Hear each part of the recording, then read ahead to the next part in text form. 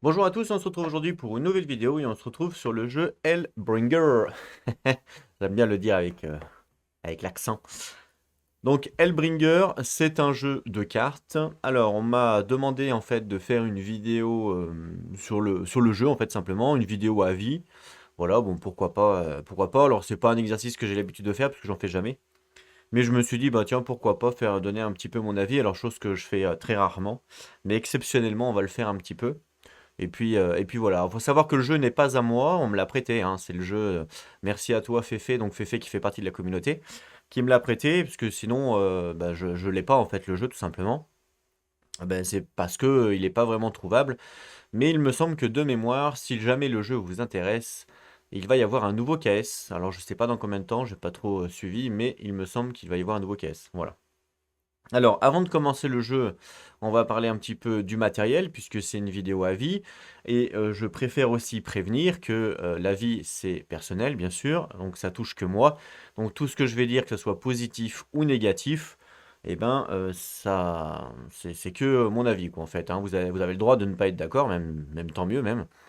Et vous avez le droit de vous faire votre propre avis, voilà, tout simplement. Et je vais essayer d'être un petit peu neutre, entre guillemets, dans le sens où je vais essayer quand je vais donner mon avis, je vais essayer de donner un avis positif de ce que je pense et un avis négatif, parce que de toute façon, dans tout ce que l'on fait, vous le savez très bien, il y a autant du positif que du négatif, souvent c'est ça, hein. Donc voilà, je vais essayer d'argumenter à chaque fois un maximum des deux côtés, en fait. Voilà, je vais essayer de faire ça comme ça. Même si vous n'êtes pas d'accord, bah, vous pourrez avoir l'autre côté quand, euh, quand je vais vous donner mes arguments, tout simplement. Et on va commencer avec le matériel. Donc le matériel du jeu, donc j'ai mis un petit peu sur la table tout ce que l'on pouvait retrouver.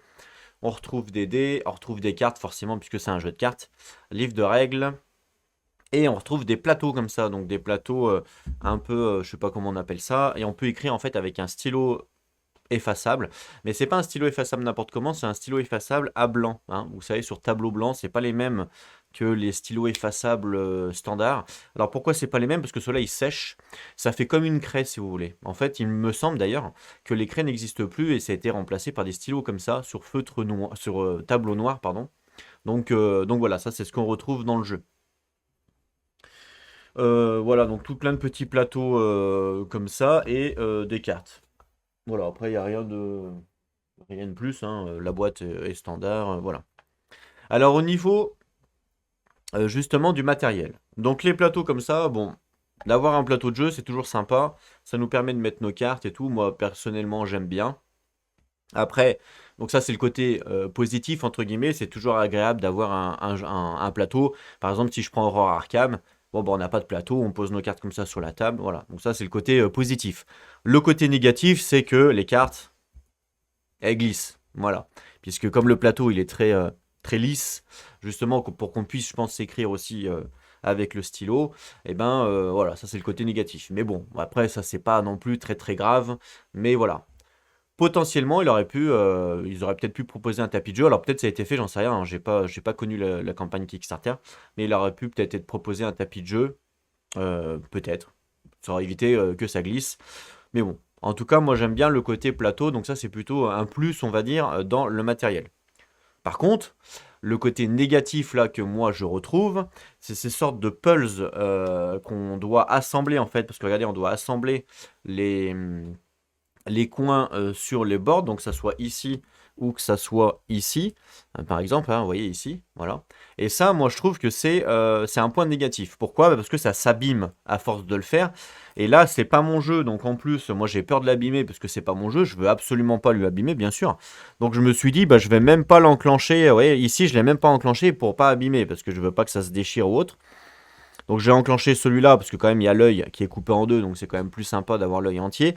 Mais voilà, ce côté en fait pulse, moi j'aime pas du tout et je trouve que eh ben, ça abîme le jeu. Et ça c'est dommage parce qu'à force de retirer, remettre, retirer, remettre, retirer, remettre, eh ben ça s'abîme. Et de toute façon on y voit parce que ça commence déjà à s'abîmer. Alors je sais pas combien il a joué combien de fois, hein, fait avec son jeu, mais moi j'ai peur en fait j'ai clairement peur de le mettre en place parce que j'ai peur que ça s'abîme. Par exemple, si je prends celui-là qui fait partie d'une petite extension dans la boîte, on voit que ça commence à s'abîmer même ici, là où on met les cartes. Donc, euh, donc voilà, ça c'est pour moi le côté négatif. Donc le plateau est bien, entre guillemets. Petit bémol par contre, c'est le côté pulse là qu'on remarque, ça s'abîme, hein. Même ici, ça commence à s'abîmer là. Regardez ici là, ça s'abîme ici. Je sais pas si vous allez bien voir la caméra, mais voilà, ça commence à se déchirer. Bah ça pour moi, c'est pas top. Voilà, c'est pas top. Surtout sur un jeu où il y a beaucoup de rejouabilité. Hein, on défait, on refait, on défait, on refait, parce que bah, c'est le jeu qui veut ça aussi. C'est un jeu où c'est ça qui est sympa aussi, c'est qu'hop, on fait une partie, on range. Un mois après, on refait une partie, ou 3 semaines après. Enfin voilà, c'est un jeu one shot entre guillemets. Même s'il y a une campagne dans le jeu, on le verra. C'est quand même un jeu one shot. Donc du coup, ça demande à ce que ça soit mis et retiré souvent. Et donc ça pour moi, ça s'abîme. C'est pas le top. Pour moi, franchement, c'est pas le top. Voilà, donc ça c'était par rapport au plateau. Donc le côté positif, c'est que c'est quand même sympa d'avoir quelque chose justement où mettre ses cartes. Par contre, le côté négatif, clairement, c'est le côté pulse là qu'on peut voir. Ça, c'est pas. Ça s'abîme trop, je suis pas trop fan. Après, pour les autres plateaux, par exemple, on a des plateaux comme ça, donc qui nous permettent de mettre les cartes là, et de mettre des cartes dessous. Bon, pourquoi pas? Là, pourquoi pas? Après, celui-là, en toute honnêteté, je vois pas trop l'intérêt. Parce que bon, on va mettre la pile ici, puis après, quand on défausse une carte, on la met en bas. Ouais, bon, on n'aurait pas eu, ça, on l'aurait pas eu, c'était un peu la même chose. Après, vous allez me dire que sur la production, vous voyez, parce qu'en fait, ça fait ça, on prend une carte et après, on la met là. Bon, franchement, on l'aurait pas eu, c'était comme ça, c'était pareil, hein. Pour moi, ça changeait rien. Mais bon, après, voilà, c'est un petit gadget, vous allez me dire, mais ce qu'il faut se dire, c'est que sur la production, combien ça coûte ça? Vous voyez, moi je préfère avoir 10 cartes de plus que d'avoir un truc comme ça, par exemple. Voilà, c'est ça que je veux dire. Surtout, à la rigueur, même celui-là, bon, c'est sympa à la rigueur, parce que voilà, on voit les pièces, les decks et tout, mais c'est pas indispensable. Moi, personnellement, je préfère avoir du gameplay en plus. Voilà. Sachant que là, justement, on va y venir. Vu que c'est un jeu de cartes, on va forcément parler de prix. Le prix est quand même pas donné, clairement. Et par rapport au nombre de cartes, on est sur une moyenne haute. C'est-à-dire que par rapport, si je prends d'autres exemples de jeux de cartes, on est sur une moyenne haute sur la quantité de cartes par rapport au prix du jeu. Alors vous allez me dire, oui, il y a les plateaux, ok, il y a le stylo, d'accord, mais bon, ça reste quand même anecdotique, on va dire. Et après, on a les dés, vous allez me dire, oui, mais il y a beaucoup de dés. Alors oui, les dés, on y reviendra juste après. Là, on va vraiment parler vraiment de cartes. Après, c'est pareil dans les autres jeux que j'ai fait la comparaison. Bah, on va retrouver des jetons, on va retrouver des plateaux aussi, on va retrouver des fois même des tapis néoprène, par exemple. Dans l'ordre de VL Deck Building, il me semble qu'il y a un tapis néoprène dans le jeu. Donc ça contribue aussi au prix d'achat, bien entendu. Donc ce que j'ai fait, c'est que pour rester factuel le plus factuel possible, j'ai simplement demandé à ChatGPT de me faire une comparaison des différents jeux par rapport au nombre de cartes, par rapport au prix d'une carte. Voilà, par exemple, j'ai dit, bah voilà, dans Hellbringer, il y a combien de cartes au total? Il y a ça. Et ben donne-moi le prix d'une carte. Et j'ai fait pareil dans différents jeux, que ce soit Horror Arkham JCE, que ce soit Alliance Hunt, que ce soit VL hors de Deck Building, ou d'autres jeux. Et donc, il m'a donné un petit tableau. Alors évidemment, à prendre avec des pincettes, parce que comme je vous dis, il y a quand même des composants. Et puis, il y a évidemment tout ce qui est graphisme qui ne sont pas pris en compte, tout ce qui est, comment dire, tout ce qui est gameplay, tout ça, donc tout ce qui est recherche, évidemment, tout ça, c'est pas pris en compte, mais quand même, ça donne quand même une petite idée. Moi, j'aime bien faire ça. Quand j'achète un jeu, ça me donne une petite idée quand même de où je me situe par rapport au jeu. C'est-à-dire qu'un jeu qui va me vendre, je sais pas, moi, un jeu qui me coûte 100 euros avec 10 cartes, et ben, je vais en attendre beaucoup plus sur le gameplay qu'un jeu qui va me coûter 10 euros, mais avec, je sais pas moi, avec deux cartes, quoi. Vous voyez ce que je veux dire? Parce que ça m'a coûté moins cher par rapport au nombre de cartes. Ok. Un jeu de cartes, je compare évidemment le prix d'une carte. Quand je prends un jeu de plateau figurine, je ne vais pas comparer le prix d'une carte, on est d'accord. Je vais plus comparer, par exemple, les figurines ou voilà, des trucs comme ça. Mais là, c'est un jeu de cartes, donc je compare les cartes. Ça me paraît logique. Donc je vais vous montrer ça. Alors, Si j'appuie là, normalement, ça devrait fonctionner. Voilà. Donc, le comparaison sur le coût par carte, produit comparable. Alors, c'est pas moi qui ai fait le tableau là, hein, c'est ChatGPT. Je lui ai demandé simplement, d'accord. Donc, c'est peut-être possible qu'il y ait peut-être quelques petites erreurs. Mais en tout cas, je vais bien demander actuellement par rapport au jeu actuel. Alors là, Horror Arkham, je lui ai demandé de prendre autant la boîte. Une campagne complète ou alors une campagne, vous savez, parce qu'il y a campagne complète et il y a campagne perso. Enfin, il y a les cartes personnages. Donc, je lui ai demandé de faire les deux, les deux. Je lui ai demandé l'ordre de VL, Ion's Hand, parce que ben, c'est quand même un jeu de cartes qui est assez réputé, bien sûr. Après, j'aurais pu en demander d'autres, hein, bien sûr, mais là, j'ai fait un peu tous ceux que tout le monde connaît. Donc, si on regarde un petit peu, c'est ce que je vous disais, on est un petit peu sur, par rapport au coût de la carte, sur un prix assez haut, mine de rien, pour Hellbringer, puisque ce qu'on remarque, c'est que dans Helmbringer, il y a 370 cartes, hein. Alors évidemment, là j'ai pris boîte de base plus les deux extensions, hein. Enfin, c'est ChatGPT qui a pris. Donc c'est approximativement 110 euros, hein. Bon, on n'est pas à 5 euros près, d'accord. Ce qui représente environ 0,30 centimes par carte.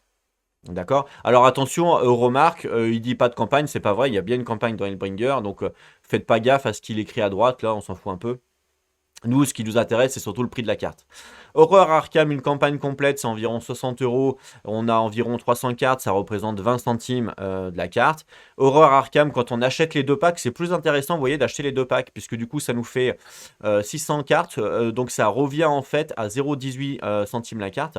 Donc ça devient plus intéressant. Donc si vous posez la question un jour, savoir sur Horror Arkham si vous devez acheter la campagne complète ou le personnage, ben, l'idée c'est de prendre les deux, comme ça vous revient moins cher à la carte. Voilà, c'est comme ça. L'ordre de Veyel, on voit 70 euros, donc il y a 428 cartes dans l'ordre de Veyel, donc ça fait 16 centimes la carte. Donc vous voyez, par rapport à Hellbringer, on est pratiquement x2, c'est juste énorme, hein. C'est pour ça que je vous dis qu'on est sur une hausse, enfin sur une base en fait de haut niveau sur Hellbringer. Et Ion's Hand, on est à 20 centimes la carte. Donc en fait, quand on remarque un petit peu, quand on regarde, on voit qu'Horror Arkham, Ion's Hand, c'est à peu près la même chose, hein, 20 centimes, 20 centimes. Et puis l'ordre de VL, alors l'ordre de VL sont vraiment très bas, hein, clairement, mais ils sont à 0,16. Voilà, tant mieux, il vaut mieux que ça soit trop bas que trop haut, forcément. Et là, on remarque quand même que Hellbringer, on est quand même sur ce que je vous dis, hein, sur une haute, bah, sur le coût d'une carte haut, voilà, clairement. Après, vous allez me dire, ouais, mais ça dépend aussi de la qualité, hein. Si la qualité de la carte elle est extrême, c'est normal qu'elle est plus chère. Alors oui, clairement, je suis d'accord. Mais clairement, les qualités de la carte de Helmbringer, elles sont standards, hein. C'est des cartes standards, elles sont pas tressées, c'est des cartes voilà, avec un grammage standard. C'est des cartes lisses, hein. Je vais vous montrer juste après. Voilà, les cartes elles sont lisses, hein, d'accord. Donc c'est pas, il y a rien d'extraordinaire. On est loin d'une carte de Chip Story Games par exemple, où là, effectivement, il y a le côté plastique. Vous pouvez même les mettre dans l'eau, ça craint rien. Là, voilà, c'est du standard, hein, d'accord. Je pense que l'ordre de VL Deck Building, c'est la même qualité, il n'y a aucune différence. Donc ça fait partie, pour moi, en termes de matériel et en termes de coût d'achat et du coup, ça fait partie de, attention, on vous propose un jeu qui a quand même un prix à la carte qui est beaucoup plus élevé, voire limite x2 que certains jeux. Donc évidemment que sur le gameplay, moi personnellement, quand je vais jouer, ben, je vais être plus, moins indulgent, forcément, puisque je me dis, voilà, le jeu est très cher, donc clairement, faut que derrière, sur le gameplay, ça assure, quoi. Hein, ce qui est normal, hein, quand on achète un jeu, on en veut pour son argent. Aujourd'hui, tout coûte beaucoup plus cher, hein. Donc forcément, c'est normal qu'on veut plus de qualité. Pour tout le monde, pareil, hein. D'accord? Ok. Donc ça, faut le savoir, hein. Est-ce que vous êtes prêt justement à investir autant d'argent par rapport au gameplay qu'il peut proposer, ou vous allez vous dire, bah non, attends, moi c'est trop cher par rapport à ce qu'il peut me proposer en termes de gameplay et en termes aussi de temps de jeu, parce que aussi je vais comparer le temps de jeu, bien sûr. Hein, je compare aussi, moi, quand j'achète un jeu, ce qui va me définir le fait que je passe à l'acte ou pas, malgré, là, il y a la qualité, bien sûr, mais il y a aussi le temps de jeu. Si le jeu, il me dure 5 heures, alors que je vais payer 200 euros, ça m'intéresse pas. D'accord? Voilà. Mais là, toutes les comparaisons que j'ai faites, que ce soit Lord of the Hell Deck Building, Horror Arkham JCE ou même Ion's Hand, pour moi, c'est rejouabilité quasi ou presque infinie, hein, tous ces jeux-là. Donc on se rapproche bien de Hellbringer qui a aussi ce côté rejouable. Donc en termes de temps de jeu, c'est à peu près kiff-kiff, on va dire. Après, ce qui va déterminer entre lui, vous allez jouer 15 heures et par exemple, Lord of the Hell, vous allez jouer 20 heures ou Horror Arkham, c'est simplement la lassitude de chacun. Il y a des gens qui aiment bien farmer tout ça ou qui aiment bien rejouer et c'est aussi la fréquence de jeu. Si vous jouez pendant un mois tous les jours, vous allez plus vite vous lasser que si vous jouez une fois par an. C'est logique, hein, d'accord? Ça, c'est défini. C'est propre à chacun. Ça, c'est propre à chacun, donc ça prend pas en compte. C'est pas pris en compte évidemment dans le graphique que je vous ai montré, bien entendu. Ensuite, en termes de matériel, il y a une chose très intéressante que je vous ai pas dit sur les plateaux, c'est qu'ici il y a une petite rainure. Pour mettre les cartes. Et franchement, c'est super bien pensé. Alors du coup, ça sert à quoi, vous allez me dire? Eh ben, ça sert en fait à mettre les cartes droites. Et pour le coup, c'est bien pensé. Bravo à l'auteur d'y avoir pensé. Regardez, hop, hop, je mets la carte, ça marche super bien. Petit bémol quand même, bah oui, forcément, il y a le côté positif, le côté négatif, c'est ce que je vous ai dit. Donc bravo d'y avoir pensé, clairement, parce que du coup, ça permet d'avoir les cartes droites comme ça, donc ça, c'est cool. Clairement, c'est un plus, on va dire. Par contre, c'est dommage d'avoir pas été jusqu'au bout. Pourquoi? Parce que si je prends une carte slivée, eh ben ça ne marche pas.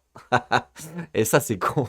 Faut savoir qu'un jeu de cartes quand même, tous les joueurs, enfin il y a quand même grand nombre de gens qui se livrent leur jeu, surtout sur un jeu de cartes où on va beaucoup mélanger.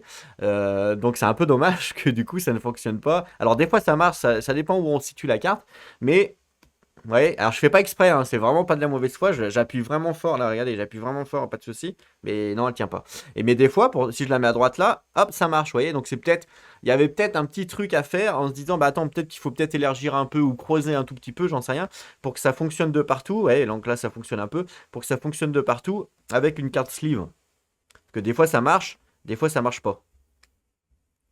J'essaie de la lâcher le plus doucement possible. Voilà. Si vraiment on la lâche le plus doucement possible, ça marche. Mais c'est vrai que si on fait un petit peu vite, j'essaie de la lâcher doucement. Voilà, ça va.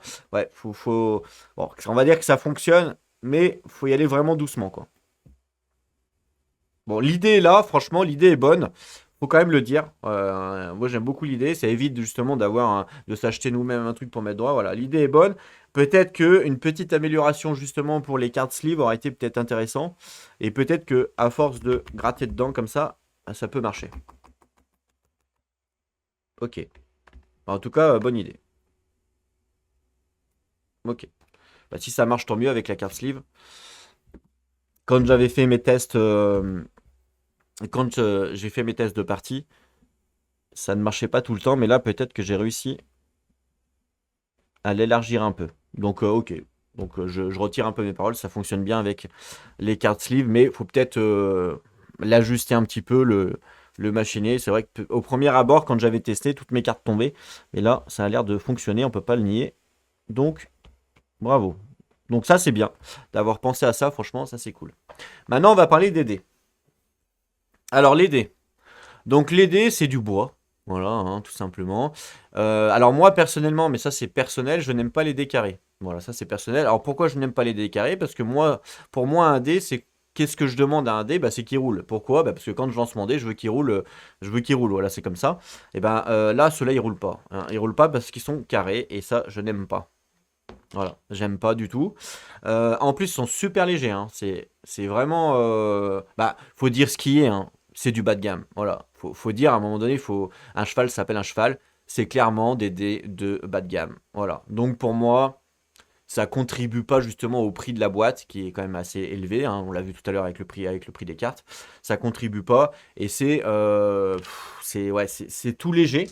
Alors, il y en a beaucoup, hein, ça je le reconnais, hein. Il y a beaucoup de dés dans la boîte, hein, il y a tout ça là, donc ça, il n'y a pas de souci. Mais déjà, dés carrés comme ça, moi j'aime pas du tout parce que ça roule pas. Et ce que je veux avec ces qu'un dé, c'est qu'ils roulent justement. Et ils sont extrêmement légers.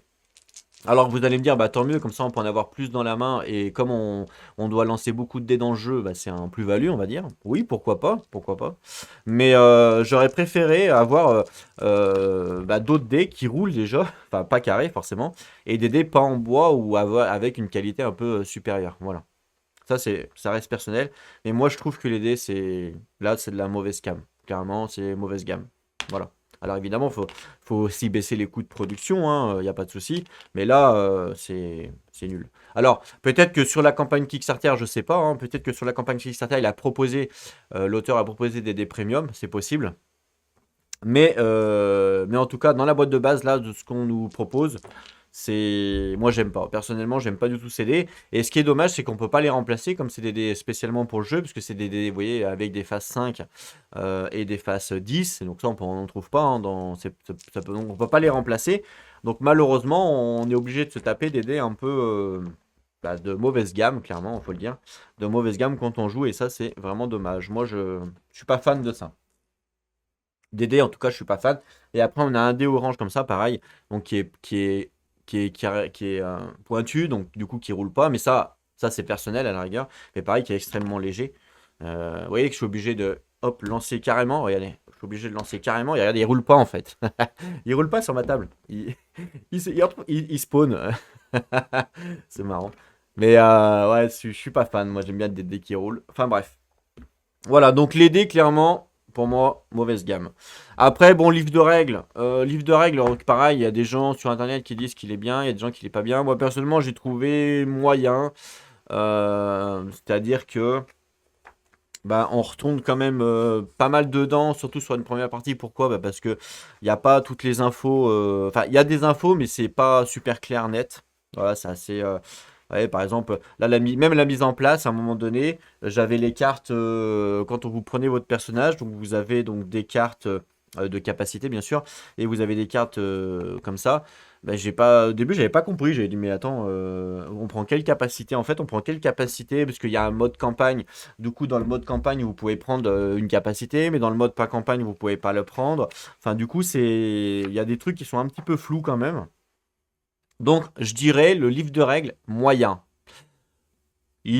Ça va, mais on pourrait mieux faire. Voilà, clairement. Voilà, c'est ça le truc. Après, bon, le livre, c'est un livre, hein, il est standard, bien sûr.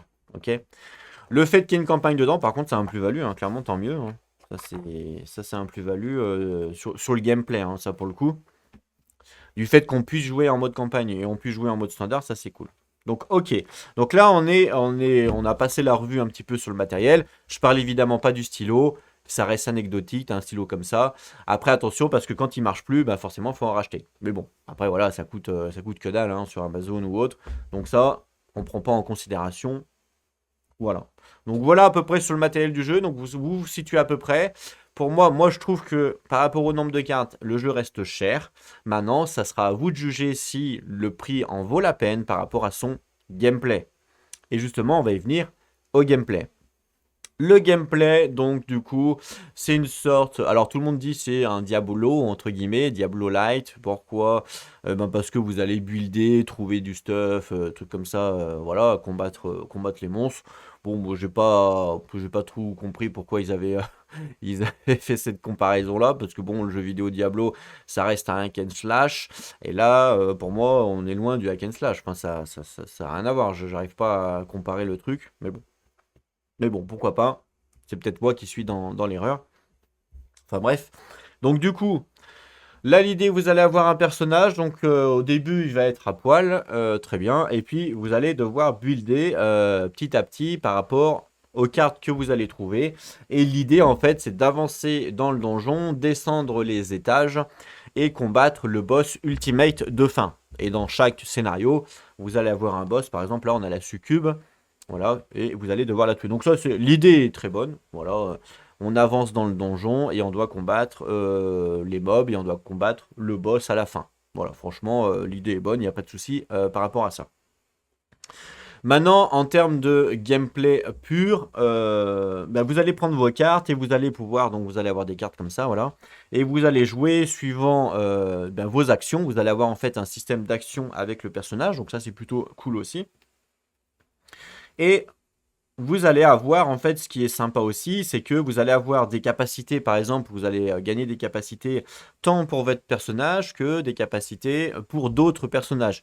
Et les capacités, donc, pour votre personnage, vous allez pouvoir les apprendre, et les capacités pour les autres, vous allez pouvoir les utiliser, mais sans les apprendre. Donc cette mécanique-là est très bien, c'est très bien pensé, parce que souvent dans les jeux, eh ben, on ne peut pas utiliser les capacités d'autres personnages. Et donc soit c'est trié, soit c'est jeté, soit voilà. Donc ça c'est une bonne idée. Et vous allez aussi avoir des capacités basiques, c'est-à-dire que tout le monde va pouvoir utiliser. Donc ça va contribuer au fait que chaque partie, entre guillemets, va être un petit peu unique, entre guillemets, parce que bah, vous n'allez pas tomber tout le temps sur les mêmes cartes. Voilà, comme là, par exemple, vous allez avoir un griffon qui va venir vous aider, c'est super. Là, voilà, une panthère noire. Là, vous allez trouver des bottes, un bouclier, voilà. Il faut savoir que toutes les cartes sont mélangées entre elles, donc du coup, il y a ce côté positif et négatif que certains joueurs aiment pas. C'est que en fait, vous pouvez très bien tomber sur un légendaire dès la première carte que vous allez prendre parce que c'est tout mélangé, comme vous allez pouvoir faire toute la game sans trouver du bon loot entre guillemets. Et du coup, il y a ce côté un petit peu aléatoire ultime, j'ai envie de dire, ce côté aléatoire qu'on accepte ou pas, hein. Il y a certains joueurs qui vont l'accepter et il y a certains joueurs qui vont pas l'accepter. Concrètement, ça veut dire quoi? Ça veut dire en fait qu'on n'a pas forcément, on n'a pas de courbe d'apprentissage entre guillemets, où on n'a pas, enfin pas vraiment d'apprentissage, c'est pas le bon mot, mais ce que je veux dire par là, c'est qu'on n'a pas de courbe de level up comme on peut retrouver dans un RPG classique. C'est parce que là, on contrôle pas vraiment ce qu'on va avoir, on contrôle pas vraiment le level up de notre perso, puisque tout est aléatoire en fin de compte. Donc en fait, on peut dire qu'il n'y a pas forcément de progression contrôlée. Voilà. On peut même dire en fait que bah, c'est instable, mine de rien, puisque comme on contrôle rien, bah, c'est instable, hein, c'est l'inverse, hein, tout simplement. Donc il y a des gens qui vont aimer, il y a des joueurs qui vont aimer, et il y a des joueurs qui vont pas aimer. Donc du coup, il y a des parties où ça va super bien se passer, voire même que vous allez, bah, comme suivant le stuff que vous allez tirer, les capacités, tout ça, bah, vous allez être assez fort, même dès le début, ça va bien se passer, votre game, tout ça. Et puis il y a des fois où vous allez tirer un ou deux ennemis, parce que les ennemis sont aussi aléatoires, hein, tous les ennemis sont aléatoires, hein, d'accord? Donc vous allez tirer un ennemi qui va être super fort dès le début de votre partie, et votre partie, bah boum, game over, vous allez perdre parce que vous avez tiré deux ou un ou deux mauvais ennemis qui sont trop forts par rapport à votre niveau actuel, et du coup vous contrôlez rien, boum, c'est mort. Donc ça, il y a des joueurs qui aiment bien, il y a des joueurs qui aiment pas bien. C'est ce qu'on appelle un peu le skills, entre guillemets. Il y a des gens qui disent que j'aime pas parce que du coup le jeu, même tu peux avoir le meilleur skills du monde, bah, tu peux quand même perdre, comme tout est aléatoire, tu peux quand même perdre suivant le tirage par exemple des monstres. Donc c'est pas, on valorise pas le joueur par rapport à notre façon de jouer. Même si vous êtes le meilleur joueur du monde, bah, vous pouvez quand même perdre. Voilà, ça c'est un peu, il y a des joueurs qui aiment pas ça. Et il y en a qui adorent, au contraire, qui disent bah vas-y, advienne, advienne, j'essaye justement de m'adapter par rapport à tout ce que j'ai, de m'adapter à la situation. Et puis si jamais ils perdent, bah tant pis, voilà, c'est coup de pas de chance, on va dire. On recommence. Et puis voilà. Donc après, voilà, ça c'est à vous de dire, bah moi j'aime bien ce type de jeu ou j'aime pas. Ça c'est chacun, chacun peut répondre, bien sûr. En fin de compte, pour conclure, on peut dire que l'équilibrage, bah, il n'y en a pas vraiment. C'est plus de la chance, simplement. L'équilibrage est basé sur la chance. Et justement, ils auraient pu aussi faire un module en disant, bah voilà, on y va progressivement. On aurait pu, comme c'est des étages comme on traverse en fait les étages d'un donjon entre guillemets, et ben ils auraient pu très bien dire, bon bah voilà, au premier étage, on va mettre ces ennemis là, deuxième étage, pour y aller progressivement. Et pareil avec l'équipement. Après, c'est un prix parti, voilà, c'est un prix parti de l'auteur. Donc soit on n'aime pas. Le côté gameplay, évidemment, ce qui va être intéressant et ce que les joueurs vont le plus, je pense, aimer dans le jeu, c'est la construction de personnages, dans le sens où, en fait, à chaque fois que vous allez tuer un ennemi, eh ben, l'XP de l'ennemi, c'est-à-dire l'ennemi en lui-même, eh ben, vous allez pouvoir upgrade votre personnage suivant les différentes stats là où vous voulez. Je pense que c'est là, en fait, dans la construction de personnage que là, c'est là où le jeu prend toute son ampleur, parce que c'est là où le côté stratégique va arriver, dans le sens où, si par exemple vous voyez que sur votre board, les ennemis vont vous one-shot, et si vous arrivez à en tuer un, clairement, il va falloir mettre plus d'HP, forcément, puisque sinon, potentiellement, vous pouvez mourir. Et oui, et ça, vous n'allez pas le contrôler, puisque c'est avec un lancer de dés. Donc, il ne faudra pas être bête. Mais donc en fait ça va être géré par rapport surtout au board des ennemis et par rapport à tout ça. Donc ça c'est le côté plus et plus-value du jeu, hein, ce côté un peu, c'est pour ça que les gens, je pense, hein, disent que c'est un peu Diablo. C'est dans l'upgrade du personnage, savoir où on va mettre, est-ce qu'on va mettre d'action, plus de sorts, plus de vision, parce qu'il y a des ennemis qu'on peut voir et d'autres qu'on peut pas voir, plus de points de vie, plus de boucliers, etc. Donc ça, c'est dans le côté building du personnage. Et ça, c'est clairement le plus-value du jeu. C'est là où le jeu tire son épingle par rapport aux autres, clairement. Ça, pour moi, c'est vraiment ça qui est cool, quoi.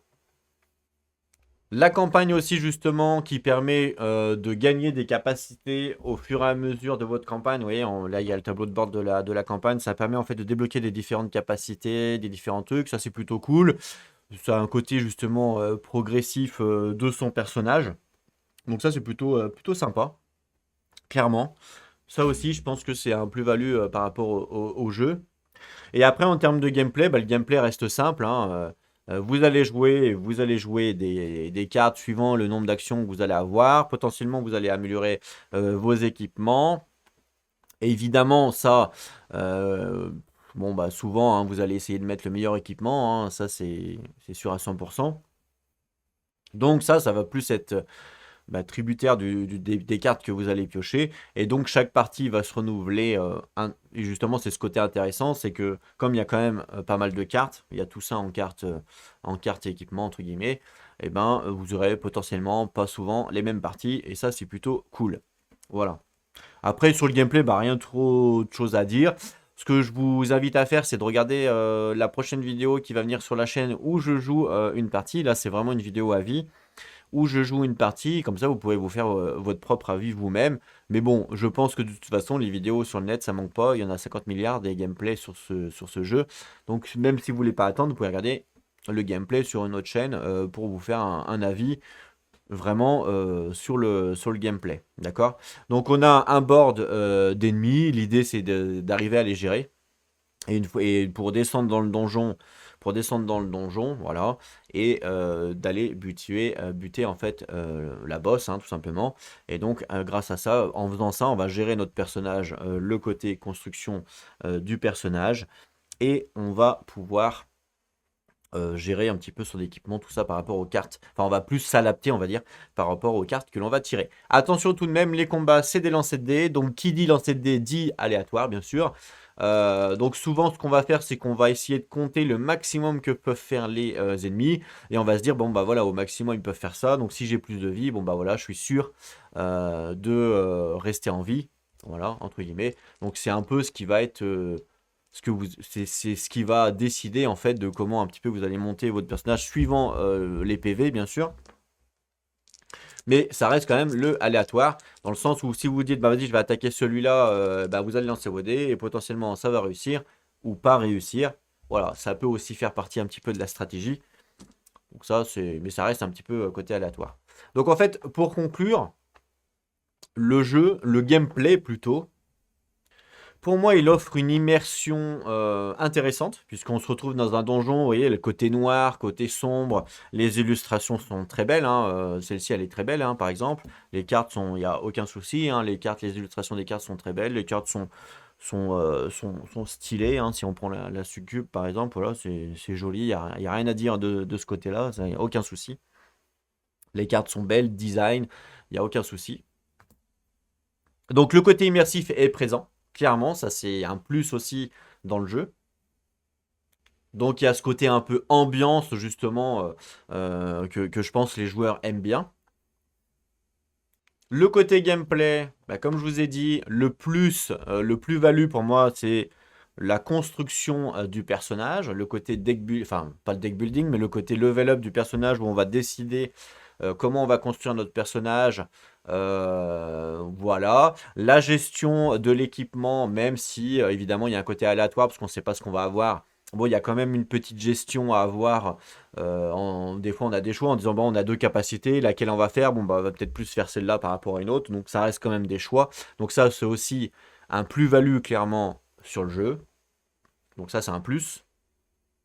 Par contre, en moins, c'est ce que je vous ai dit, attention, comme c'est du tirage de cartes qui est tout aléatoire ou que c'est pas, il n'y a pas de division, on va dire, par rapport au niveau, et ben vous pouvez perdre dès le début si vous faites par exemple un mauvais tirage, donc ça c'est un moins, ça va pas définir votre skill, hein, je vous dis, vous pouvez être le meilleur joueur du monde et vous allez quand même perdre parce que ben, c'est plus lié à la chance, on va dire. Donc ça, c'est un moins.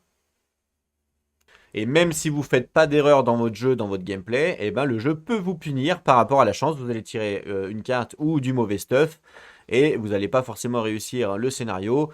Et ça, bah, malheureusement, c'est pas de votre fait. Ou si vous n'avez pas de chance au dé, potentiellement, vous faites des attaques, malheureusement, vous ratez tout. Bon, normalement, c'est quand même géré avec le pourcentage, parce qu'on voit que les dés, il y a 33, sur les verts, en fait, il y a 33% de chance de rater. Donc, normalement, ça devrait quand même, si vous calculez, si par exemple sur 2 dés verts, vous calculez 5, normalement, ça passe, hein. Vous ferez toujours en moyenne 5 sur 2 dés verts, vous voyez. Souvent, c'est ça, puisque c'est 33%. Donc, de 50% sur 2 dés, en fait, tout simplement. Donc voilà, c'est quand même un petit peu géré avec les statistiques, les dés, mais il y a quand même ce côté aléatoire. Si vous avez vraiment pas de chance, ça peut potentiellement vous faire perdre. Et donc avoir ce côté un petit peu frustrant en se disant vas-y je vais me faire un jeu de Hellbringer, ah vous mettez en place, vous tirez deux monstres, ah les deux mauvais monstres qu'il fallait pas tirer à ce moment-là et vous n'avez pas du stuff de ouf, game over, vous pouvez ranger le jeu. Voilà. Donc ça c'est le côté un peu frustrant que vous pouvez retrouver. Voilà, il faut aussi attendre. Il y a des gens qui vont justement aimer ce côté un peu hard et puis d'autres non. Donc le jeu a quand même un prix assez élevé par rapport au nombre de cartes. Par contre, le jeu propose une expérience immersive, ça c'est qu'il faut le dire, avec des illustrations belles, une bonne rejouabilité, mais potentiellement de la frustration. Voilà, je terminerai là-dessus. J'espère n'avoir rien oublié parce que j'ai rien écrit. Je vous fais ça après différentes parties que j'ai jouées en mode à la wall again, comme d'hab, hein, de toute façon, vous savez. Et c'est vraiment ce que je pense du jeu, c'est que ça peut pas, ça va pas plaire à tout le monde, clairement. Et la question que vous devez vous poser, c'est est-ce que je suis prêt à investir autant d'argent dans ce jeu-là par rapport au gameplay qu'il va me proposer? Parce que on sait que par rapport au matériel, il est un peu plus élevé que les jeux standards qu'on peut retrouver sur le marché. Il est un peu plus élevé que le prix du marché actuel, ok? Donc la question que vous devez vous poser, c'est est-ce que je suis prêt à investir autant d'argent, enfin de cet argent-là, cette somme-là, par rapport au gameplay que le jeu va me proposer, tant sur tout ce que je vous ai dit, je ne veux pas me répéter, mais tant sur tout ce que je vous ai dit. Voilà. Bon, petite vidéo à vie, donc j'ai pas l'habitude d'en faire, donc soyez indulgents, j'ai essayé, comme je vous ai dit, de dire un peu du plus, de dire du moins par rapport à ce que j'ai vécu sur le jeu, par rapport à ce que j'ai vu.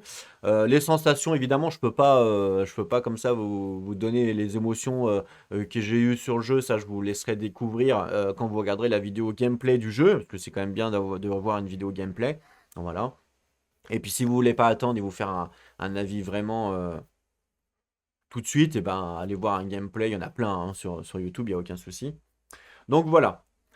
Je vous remercie à tous d'avoir regardé cette vidéo. On se retrouve donc très bientôt pour le gameplay justement. En attendant, prenez soin de vous et n'oubliez pas. Ah oui, n'hésitez pas aussi à me le dire, excusez-moi, et n'hésitez pas de me dire si vous aimez ce genre de vidéo là, ou évidemment je pourrais aussi progresser. Donc donnez-moi aussi, vous pouvez me donner des conseils en commentaire en disant bah attends là, t'as vu ce que tu dis, c'est pas forcément fondé, machin machin. Voilà, j'essaye d'être le plus factuel possible, mais ça reste évidemment mon avis. Mais n'hésitez pas à me dire dans les commentaires s'il faut faire un peu un truc un peu plus écrit, posé, j'en sais rien, ou vous préférez justement que je parle comme ça à la volée, après mon ressenti, après différentes parties, vous préférez ça plutôt qu'un truc, un texte écrit, où chaque mot compte parce que j'ai ah ben non ce mot-là, faut pas le dire, non, on s'en fout, enfin moi je m'en fous hein, clairement. Donc voilà, n'hésitez pas à me dire dans les commentaires ce que vous préférez, puis je pourrais prendre en considération et potentiellement, bah, s'il y a des avis constructifs, bah, clairement les mettre en pratique. Je vous remercie à tous du coup de m'avoir écouté. On se retrouve donc très bientôt pour la suite. En attendant, prenez soin de vous et n'oubliez pas, jouez à vos jeux. Allez, à plus tout le monde.